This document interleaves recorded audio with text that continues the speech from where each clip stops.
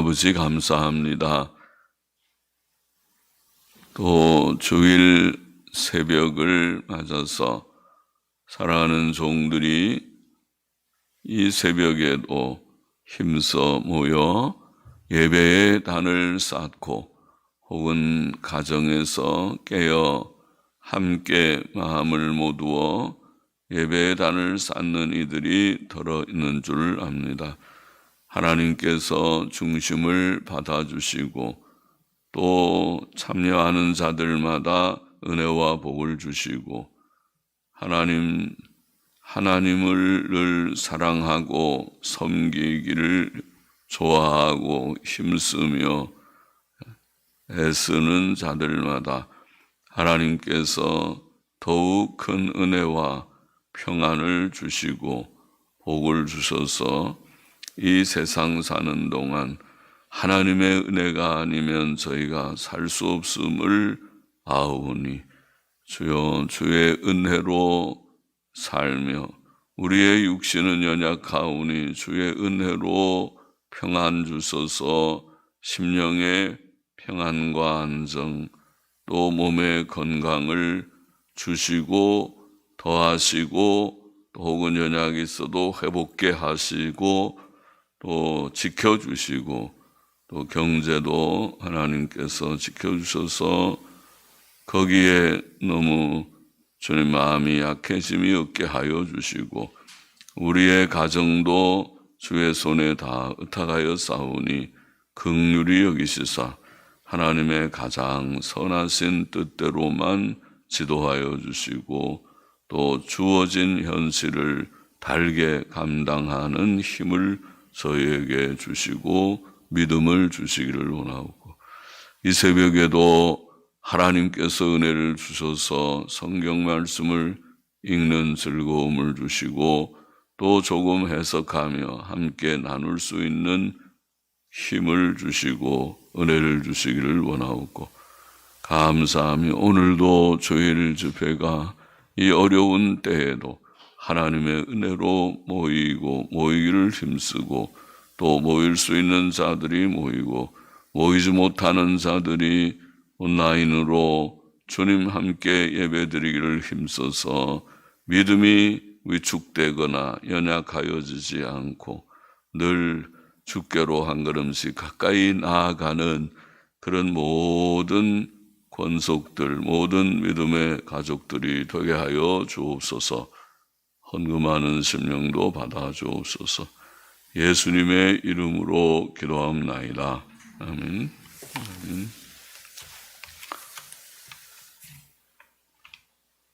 마가복음 16장 1절 말씀. 안식일이 지남에 막달라 마리아와 야고보의 어머니 마리아와 또 살로메가 가서 예수께 바르기 위하여 향품을 사다 두었다가 예수께서 십자가에 달려 돌아가신 것은 주간 안식일 전날 곧 금요일이었고 그날 해지기 전 무덤에 안치되셨다고 보입니다. 해가 졌을 때 안식일이 시작되었고 그 안식일은 토요일 저녁 해가 질 때까지 계속되었습니다. 안식일이 지남에라는 말은 토요일 저녁 해가 졌을 때를 가리킵니다. 그때에 막달라 마리아와 야고보의 어머니 마리아와 살로메가 예수께 바르기 위해 향품을 샀습니다. 시체에 향품을 바르는 것은 부패하는 냄새를 방지하기 위한 것일 것입니다. 그들에게는 예수님에 대한 거룩한 사랑이 있었습니다. 그러나 그들은 그의 부활에 대한 세 차례의 말씀, 마가복음에 보면 8장 31절, 9장 31절, 10장 33절, 34절 세 차례나 주께서 죽으심과 부활에 대해 말씀하셨는데 그 말씀을 기억하지 못했습니다. 2절 보십시다. 안식 후 첫날 혹은 주간의 첫날, 주간의 첫날 매우 일찍이 해돋은 때에 그 무덤으로 가며 서로 말하되 누가 우리를 위하여 무덤 문에서 돌을 굴려주리오 하더니 눈을 들어 본즉 돌이 벌써 굴려졌으니 그 돌이 심히 크더라. 무덤에 들어가서 흰옷을 입은 한 청년이 우편에 앉은 것을 보고 놀라매. 자, 다른 복음서들도 그 새벽에 여러 명의 여자들이 그 무덤에 갔다고 증거합니다. 마가복음은 방금 읽은 대로 막달라 마리아, 야고보의 어머니 마리아, 또 살로메 3명의 여자들의 이름이 나오고 마태복음 28장 1절이나 누가복음 24장에도 여러 명의 여자들, 특별히 누가복음 24장 10절에는 여러 명의 여자들이 갔다고 증거하고 있습니다. 그들은 가면서 무덤 문에 심히 큰 돌 때문에 걱정하였습니다. 누가 그 돌을 굴려주리요? 그 큰 돌을 어떻게 할까? 여인들이 몇 명이 가도 그들이 그 돌을 굴르기가 어려울 텐데 걱정을 했습니다. 그런데 그들이 와 보니 그 돌이 벌써 굴려져 있었습니다. 마태복음에 의하면 그것은 천사가 한 일이었습니다. 여자들은 무덤 안으로 들어갔습니다. 유대나라의 무덤은 흔히 바위를 파서 만들었습니다. 여자들은 무덤 안에서 흰옷 입은 한 청년이 오른편에 앉은 것을 보고 놀랐습니다. 오른편 들어가면서 여자들이 볼 때에 오른편이겠죠. 오른편. 혹은 주님께서 누이셨던 시체가 누이셨던 곳에서 보면 왼편일 수도 있는데 그래서 어느 쪽에서 볼 때 오른편인지 들어가면서 오른편에 앉은 것을 보고 놀랐습니다. 흰옷을 입은 그 청년은 하나님의 뜻을 수행하는 거룩한 천사이었습니다.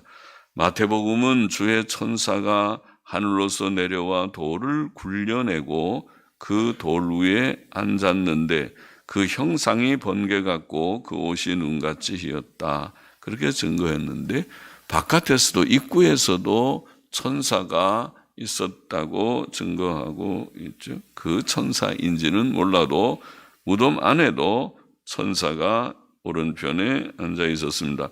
누가복음은 여자들이 무덤에 들어가 보니 주 예수의 시체가 보이지 않았고 이를 인해 근심할 때에 문득 찬란한 옷을 입은 두 사람이 그들 곁에 서 있었다고 말합니다. 천사는 영이기 때문에 영의 이동, 영의 그런 또 나타남 그런 것들이 기이한 일이고 또 번개같이 빠르게 또 변화되기도 하는 것 같습니다. 요한복음은 천사의 나타남에 대해서는 생략하였습니다. 종합해 보면 그 새벽에 여자들은 무덤 밖에서 천사가 돌 위에 앉은 것을 보았고 그의 말을 들었고 또 무덤에 들어가서도 두 천사를 보았다고 보입니다. 그런데 하나는 오른편에 앉아 있었습니다. 천사들은 예수님의 부활에 대해 증거했습니다. 6절 보시다. 청년이 이르되 놀라지 말라.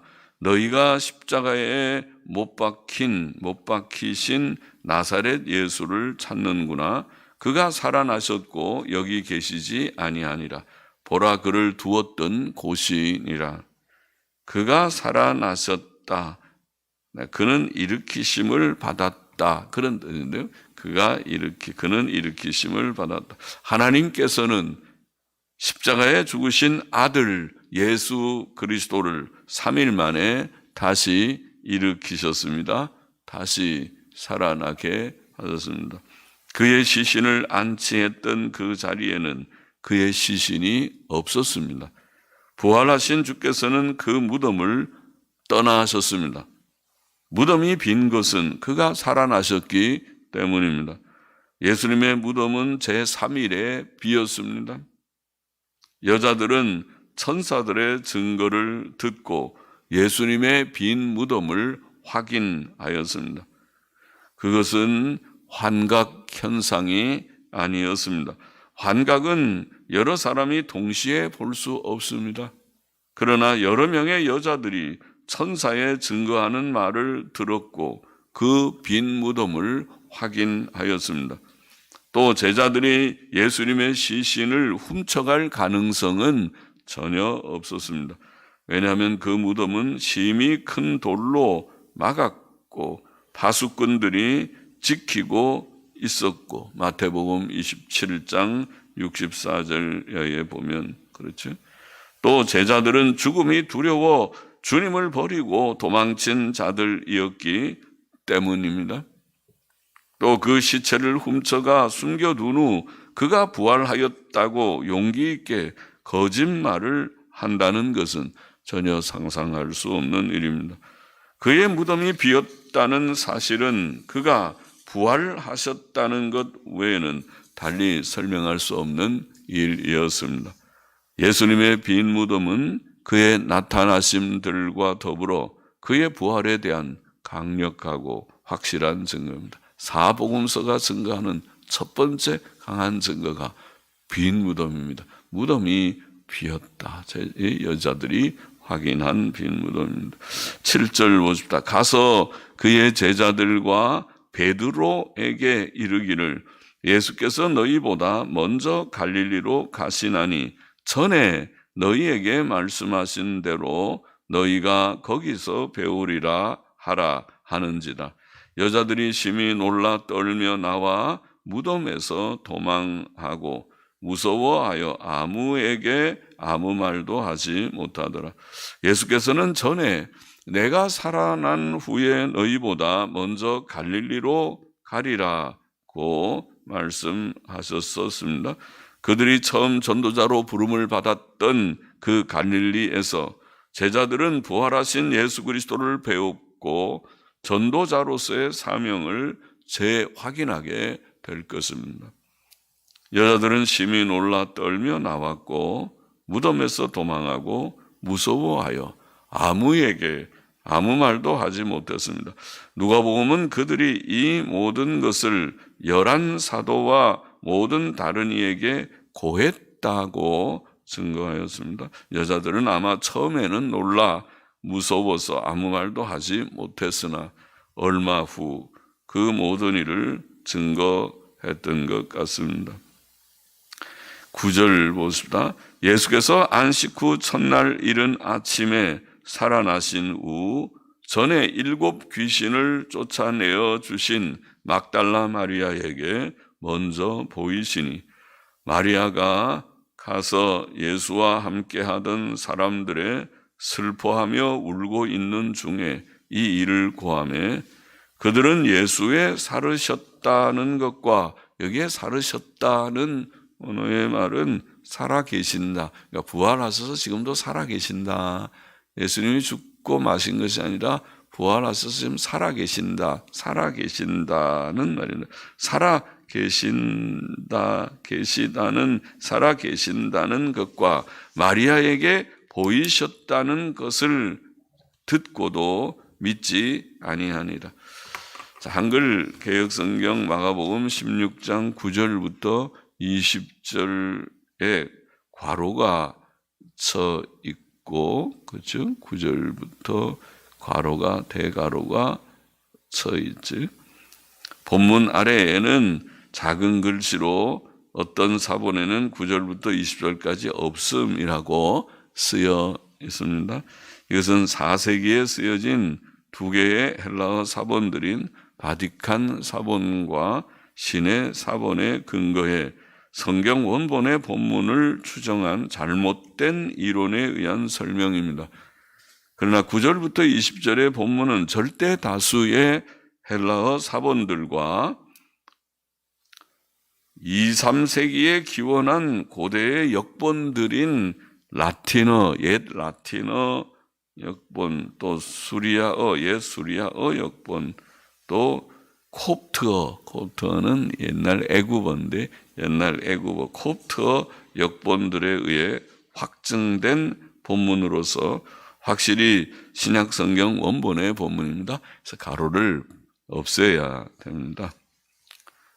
개역 성경의 결함 중에 한 가지입니다.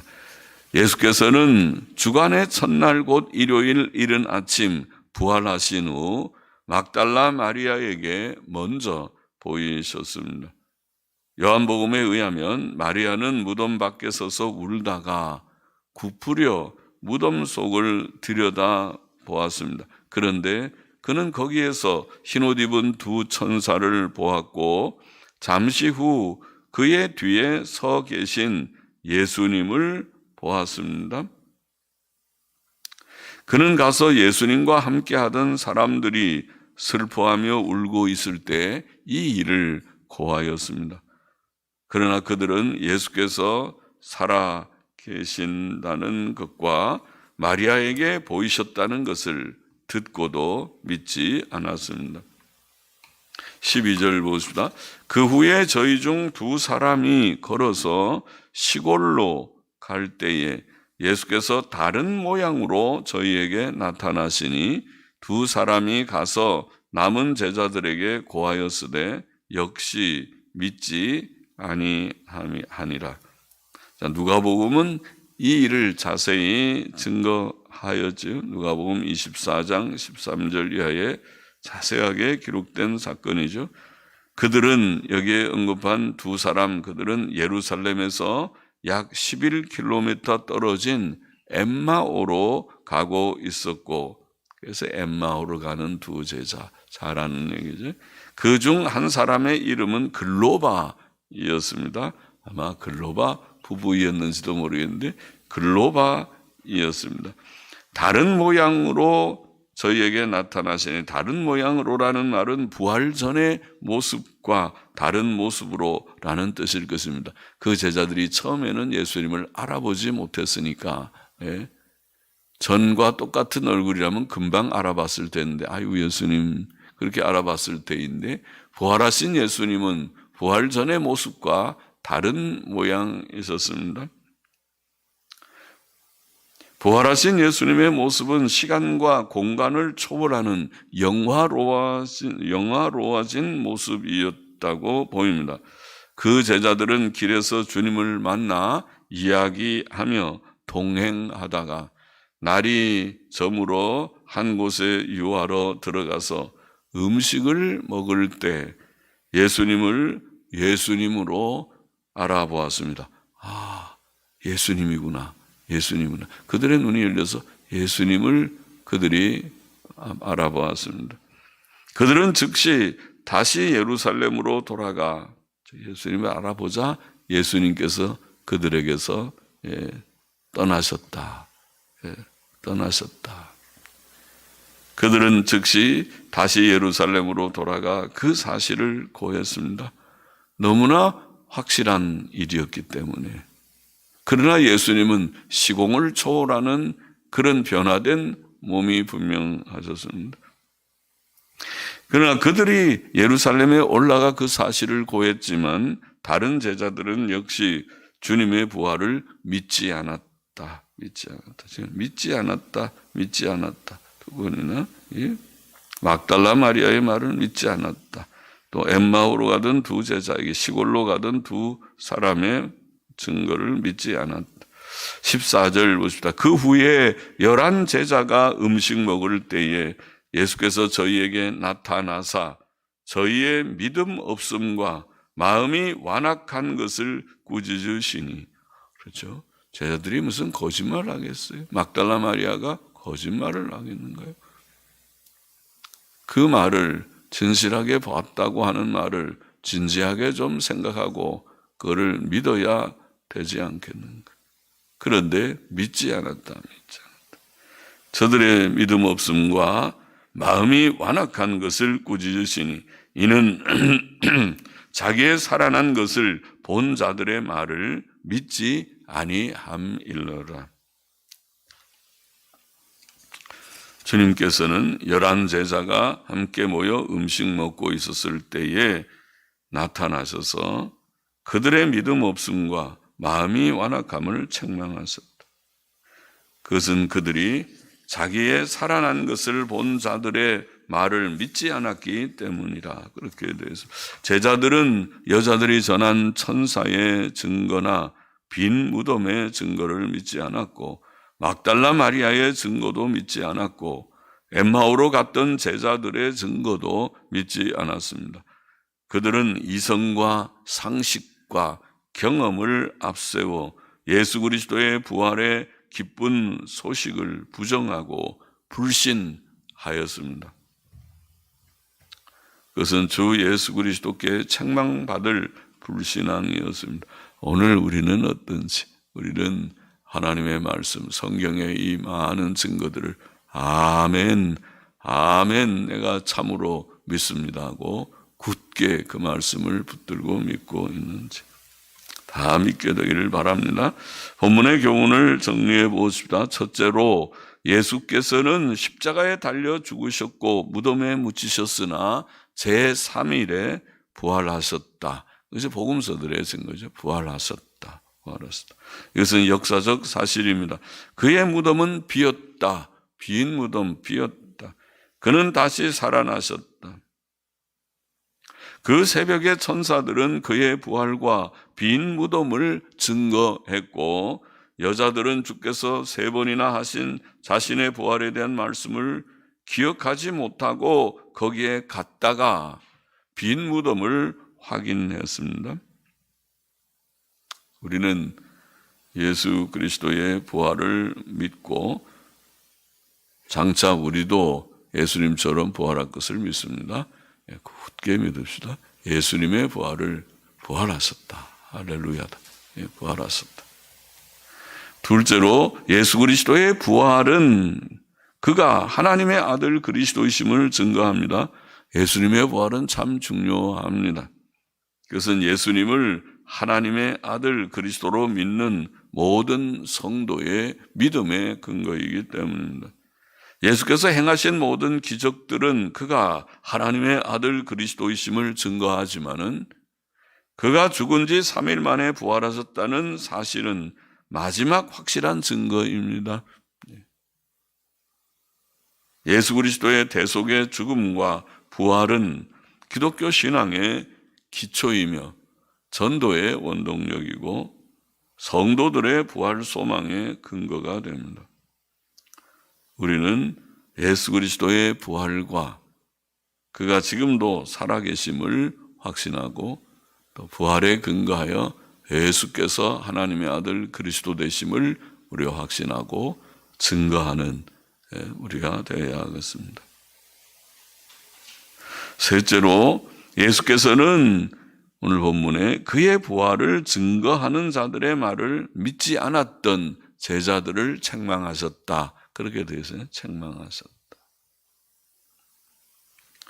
그의 부활은 이성적으로 믿기 어려웠지만 역사적 사실이었습니다. 그는 무덤에 안치되신 지 3일 만에 살아나셨습니다. 막달라 마리아가 제일 먼저 부활하신 주님을 배웠으나 제자들은 그의 증거를 믿지 않았다. 시골로 가던 제자들도 부활하신 주님을 배웠으나 제자들은 그들의 말도 믿지 않았다. 주께서는 그들에게 나타나 그들의 믿음 없음을 책망하셨습니다. 우리는 그런 완고한 마음, 믿음 없는 마음의 상태에 있어서 주님의 책망을 듣고 너희는 그렇게 믿음이 없냐? 어떻게 해야 도대체 믿음을 견고히 가지겠느냐? 그런 책망을 받는 자가 하나도 없기를 원합니다. 이런 제자들이 믿음 없이 행하다가 책망을 받았으나 그러나 나중에는 그들이 다 확신하고 성령의 충만함을 받아서 주를 증거하고 고통과 핍박을 당하고 또 순교까지 하는 자리에 갔으니 잘 된 것처럼 오늘 우리도 이 시대를 사는 우리도 주님을 믿는 그런 믿음 가지고 부활을 믿고 부활의 사실을 믿고 그 사실에 근거해서 예수께서 하나님의 아들 그리스도이심을 우리가 확신하고 기적들과 더불어서 확신하고 그리고 믿음을 가지고 주님을 위해서 사는 믿음 없어서 너희도 자의주의냐 너희도 불신앙이냐 아직도 믿음이 없느냐 그렇지 않게 주님을 확실히 믿어야 주님을 위해서 살 수 있고 주님을 증거할 수 있습니다. 주님을 믿고 증거하며 주님을 위해서 사는 저희들이 되기를 원합니다. 기도하십시다. 하나님 아버지 감사합니다. 주의 부활의 사실을 오늘도 말씀을 통해서 다시 한번 읽게 하시니 감사합니다. 3일 만에 부활하셨고 부활하심으로 말미암아 하나님의 아들 그리스도 되심을 확증하셨고 또 믿음 없는 제자들을 책망하시며 믿음을 주신 주님, 오늘 우리들에게도 주님 굳건한 믿음을 주시고 말씀에 의거해서 신구약 성경 또 특별히 복음서의 이 주님 복음서의 증거들을 에 의거해서 확고한 믿음을 우리에게 주시고 예수님께서 하나님의 아들 그리스도이심을 믿고 그 믿음에 굳게 거함으로 주님 구원이 우리에게 다 이루어지고 또 이 믿음 가지고 주를 위해서 살고 고난도 받고 주를 증거하는 증인들이 다 되기를 소원합니다. 이만큼 은혜를 주신 것 감사하고 우리의 남은 생도 이처럼 주장하소서 주를 위해 살다가 가게 하여 주옵소서. 이곳과 각 가정에서 함께 말씀을 나누는 모두들에게 이 은혜를 풍성하게 내려 주옵소서. 예수님의 이름으로 감사하며 기도합나이다. 아멘.